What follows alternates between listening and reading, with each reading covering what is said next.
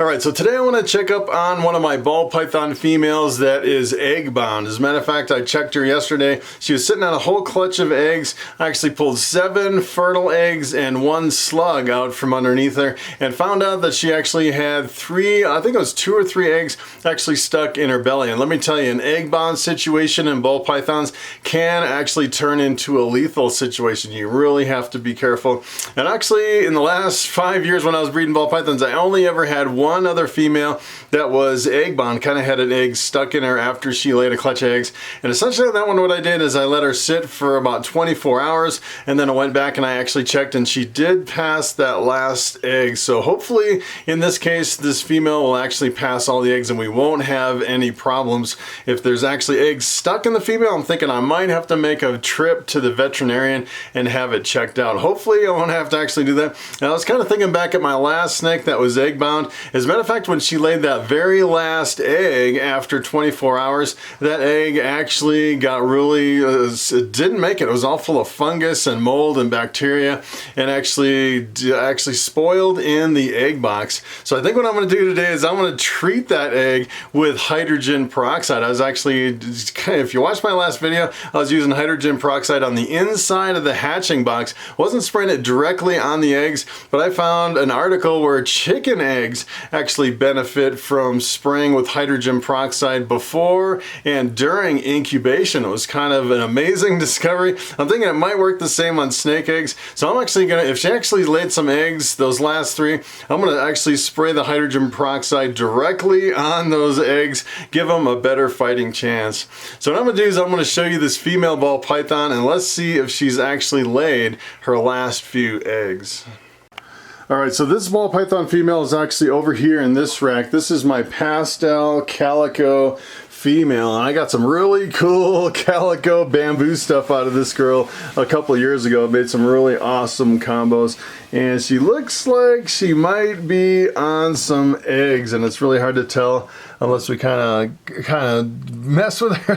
Let's see if I can actually see if she's on some eggs. Hopefully she actually passed these last 2 eggs, and it looks like there's at least 2 eggs. I can actually see them right in there, which is pretty awesome. Hopefully she's actually passed those last eggs. So what I'm going to do is I'm going to actually take this girl and I want to put her up on the table, take her off the eggs, and then we can set these eggs up in the incubator. Alright, so here is this girl. I put her up on the table, and I think what I'm going to do on this one, instead of taking her completely out of the tub, I think I'm just going to remove these last couple eggs that she's sitting on and then check to see if she has any more eggs in her belly. Hopefully she actually is completely finished laying eggs here. And let's take a look. Oh, it looks like one is actually a slug. And take a look at this one. It is a really big egg. It looks like she just laid that. Take a look at that. It's really almost hardly even that, you know, firm. Usually they get really leathery if they sit there for a while. And then I have another one here. This is a slug, an infertile egg. And let me just kind of do a quick check on her body and see if she's laid all of her eggs. Hopefully she actually has, and sometimes it's kind of hard to actually see if she has another egg in her or not. And it almost seems, boy, it almost seems like she has another one maybe right in her belly. She's a really big snake. It's really hard to tell if she actually has another one in there. I think she might, well, I don't know, right here, it almost seems like she might have a little bit of something right here. We're gonna have to keep a really close eye on this girl. You know what I might actually do at some point is just take my ultrasound and kind of check on her. But it almost seems like she might have one more egg right here in her belly. And that could be a problem for this girl. You can see she's really skinny up through here and gets a little bit thicker right in here. So that could be a major cause for concern. So I think what I'm going to do is maybe at the end, after we finish all this, maybe tomorrow, I'll give her one more day and then I'll double check with my ultrasound to see if she has anything left in her belly. Alright, so I was thinking if she actually laid more than 1 egg that I was actually going to set up another box. I think I might be able to squeeze it in with her other eggs. This is from the previous egg she laid yesterday. She actually was sitting on all these just yesterday. I'm thinking I might be able to squeeze one more egg in this box. I think it should work, where I could actually move them all down a little bit and put it right at the end over here. I think that'll work fine. And essentially what I want to do before I actually do this is I want to candle this egg and see where the embryo is. And you always want to make sure the embryo is up on the top. And really the only way to do it is to turn off all the lights and then take a flashlight. And then what I do is I mark it with a little marker. So I'm going to turn off all the lights here and we'll take a look at this and see if we can see the embryo and then mark it. So let me get my marker out. I just use a Sharpie marker to get it going here. All right, so let me take a look at this. We'll see if we can see the embryo in this one. The embryo essentially is this round spot right on top of the egg, and you can definitely see sometimes if you actually move the egg a little bit, you can kind of see it kind of jiggling around it right there. And the embryo is what you want on top. If you actually put the embryo on the bottom of the egg, I've heard that the hatch rate can actually be a little bit less than if you put it on the top. So I'm just going to make a little mark right here, and I think what I'm going to do is I'm also going to mark this and just put a little EB for egg bound right there, so we know that this is the egg that was actually egg bound. It'll be interesting to see if this one hatches or if it has any problems from being egg bound.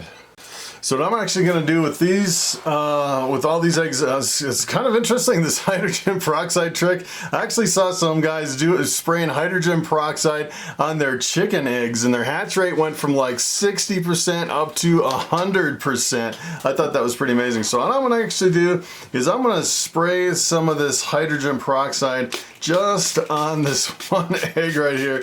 I'm going to try this on this egg bound egg because, you know, the last one I kind of had a bad experience. It'll be kind of interesting just to try it with one egg and kind of just soak it a little bit with hydrogen peroxide, and then I'll put it right back in the egg box. And hopefully it's just, if I actually get a good hatch rate out of this one, if it actually kind of, you know, keeps the fungus and bacteria and all that away from it, I'm thinking maybe I should go through and spray all my snake eggs. This is just regular household hydrogen peroxide, and I think it's 3% hydrogen peroxide. You definitely don't want to use the really, you know, the really strong, like a 30%. That probably wouldn't be good.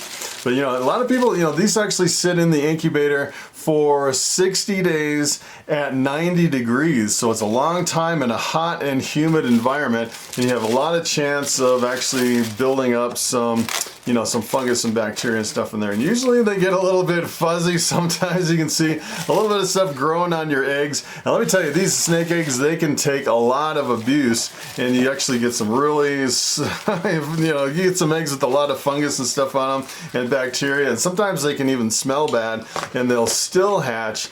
And pretty much the telltale sign if you have a bad egg is if you open up your incubator and it smells like something died in there, you definitely have an egg that is pretty much beyond the hope of that egg. And I've actually gotten to the point where I've actually tried to separate the bad eggs into separate boxes, and for whatever reason, no matter what I try, after it gets to that point where it is really stinky, it just doesn't develop, and it's pretty much a bad egg. I've actually seen some people soak their eggs in like a bleach solution before they incubate them, but I'm not really comfortable with doing that to really expensive ball python eggs. You know, these actually have to hatch, and these pay for all the food for the rodents and the bedding and everything, so you definitely have a lot of overhead that you definitely need to pay for. And sometimes some of these treatments can be a little bit nerve-wracking trying to do something like that. So here's my snake egg incubator. I actually made this from a beverage cooler and converted it using this heat tape on the sides, and then I plugged the heat tape into a power strip and plugged that into a heat controller. There's a VE300, and I actually started putting some of these stickers on here. I thought this one was kind of neat.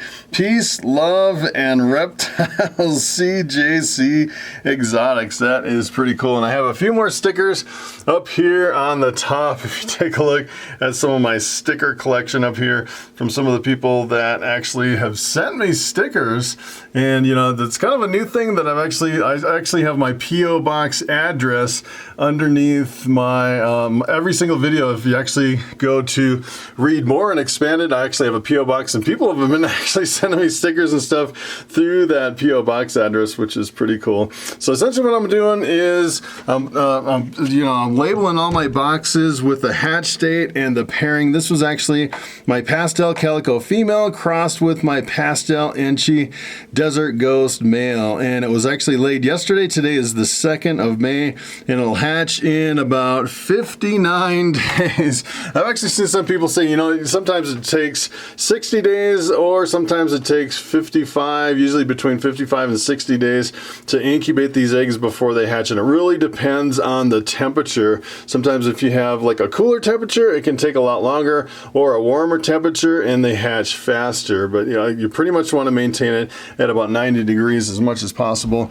And essentially what I did is I put the temperature probe down here right on tape to the one of the heat panels right there. So you definitely want to make sure you don't overheat your panels. As a matter of fact, I actually had my heat probe right down in the middle one year, and I was kind of like playing around with it just for a little bit. And if your heat probe is right here in the middle, essentially what happens is these panels get super hot until that heat probe reaches 90 degrees. And the problem is if you actually have some eggs right here up against the heat panel, this can actually get way too hot, a lot hotter than 90 degrees. So to make sure these never get above 90 degrees, you actually put the heat probe right on the panel, and then I actually have a little fan in the bottom that circulates the air. So I'm really excited. This is my very first box of snake eggs, and I actually I'm actually pairing up about 18 females this year.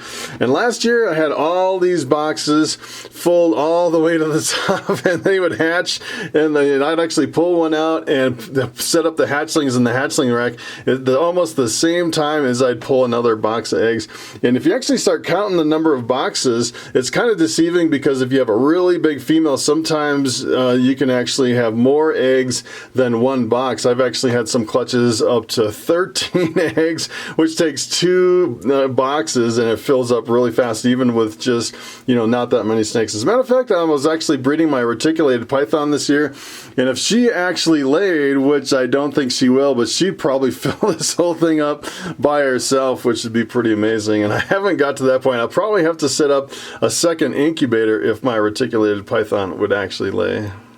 Alright, so there you have it. That is an update on my egg-bound female. That makes me really nervous that she still has an egg still stuck in her belly, as far as I can tell. And hopefully she'll actually lay it tonight. And let me tell you, there's a lot of people that have been breeding snakes for a long time, and they say pretty much what I've heard is the #1 cause of death for female ball pythons is being egg-bound. So it can be a really scary situation. As a matter of fact, a lot of people say if you want a pet snake and you don't plan on breeding it, your best bet is to actually get a male, because the males don't have any possibility of actually laying eggs. Believe it or not, a ball python can actually lay eggs without a male, just a female by itself. And sometimes those eggs can actually be self-fertilized through parthenogenesis, which is kind of a weird anomaly with ball pythons. I say it's really rare, and but a lot of people say if you want 100% safe snake as a pet, to actually get a male. As a matter of fact, if you actually have the desert gene,